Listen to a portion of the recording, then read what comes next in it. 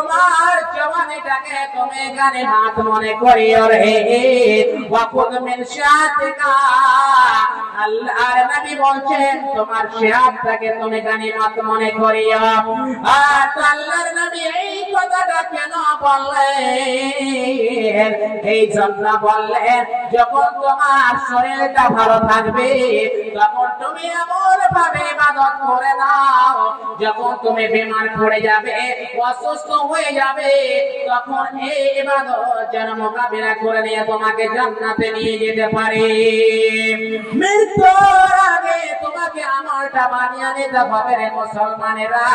তবে কেন আমরা এই পৃথিবীর মুখে আমরা জীবন যাপন করছি শুধু দুনিয়া দুনিয়া দুনিয়া নিয়ে মরছি শুধু কি নিয়ে মরছি আমরা দুনিয়া নিয়ে মরছি আজকে 1 বিঘা জমি হলো কিভাবে 2 বিঘা হবে 2 বিঘা আছে